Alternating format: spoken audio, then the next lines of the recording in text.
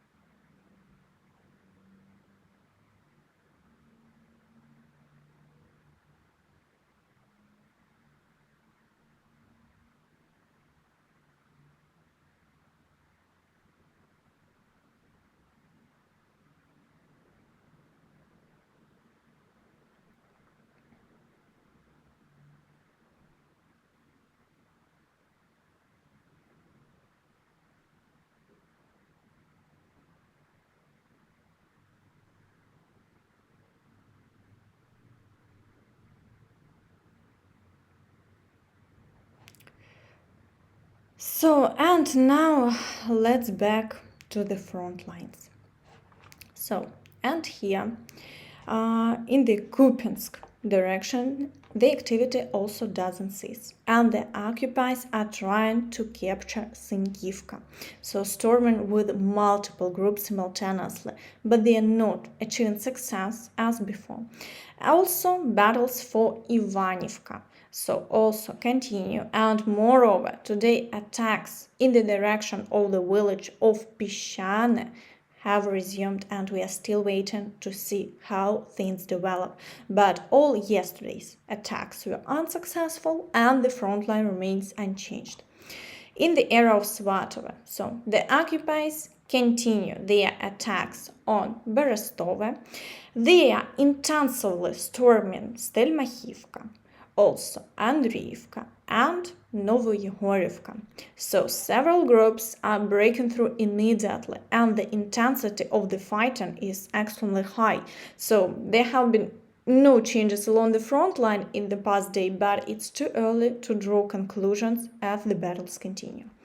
In the direction of Kreminna, so the occupiers once again shelled Liman and resumed attempts to block the Ukrainian forces near the river. Therefore, they are trying to advance between the villages of Terny and Nevsky, as well as attacking Torske. So, however, there have been no changes along the front line in the past day, and the Ukrainian forces are managing to repel the attacks.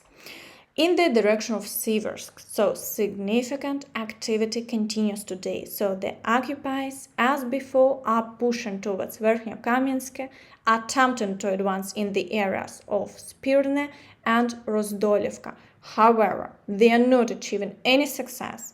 Despite the high number of attacks, there have been no changes along the front line here.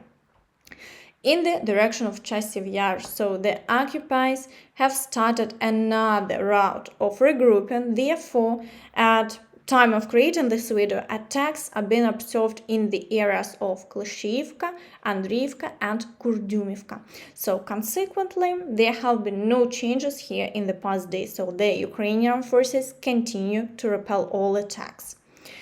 In the direction of Pokrovsk, so the occupiers, as before, are attempting to reach the highway and are throwing a large amount of manpower into storming Novoalexandrivka. So they have also intensified shelling of the next village on the road to the highway, Vozhdivenka. However, they still haven't succeeded, and today battles are also ongoing for the outskirts of Umanske and Netailove.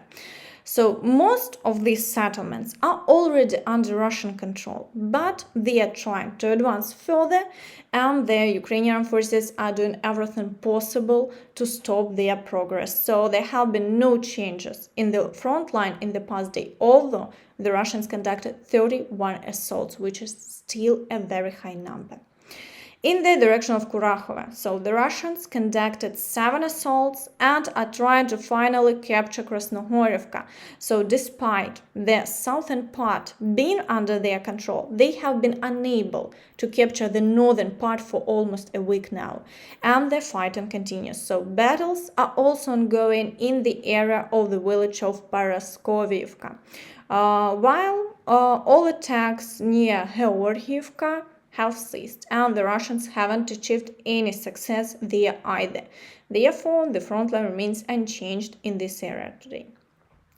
In the direction of Vuhledar, so the activity increased with 22 assaults in the past day, and they are trying to break through in the area of Vadiane and also conducting assaults on Staromayorsky and Urozhaine. So, however, despite such activity throughout the day, the front line hasn't changed. In the Zaporizhzhia direction, so after yesterday's statement claiming that supposedly Robotyne is under Russian control, all assaults on the village have ceased. However, as we already know, even Russian war correspondents confirmed that only the southern part of the village is partially under their control, and the rest is held by the Ukrainian forces. So the situation remains unchanged for now. In the direction of Kherson, so there have been reports of 5 assaults on the village of Krinky in the past day, and at the same time shelling hasn't ceased in an intensified mode. So the Russians are very afraid that the Ukrainian forces will be able to expand their foothold. Therefore, they are trying to prevent this with intensified shelling. So in turn, the Ukrainian forces are striking Crimea. So, and late yesterday evening, numerous strikes were reported in the areas of Yevpatoria, also Sevastopol and Simferopol. So, of course, the Russians have closed the bridge, and we're still waiting for the results. But preliminary, the strikes targeted Russian bases. So, and perhaps that's all from me. So please don't forget to like this video, subscribe to the channel, and of course hit the notification bell to stay updated on all the latest news. Thank you for watching and see you next time. Bye bye.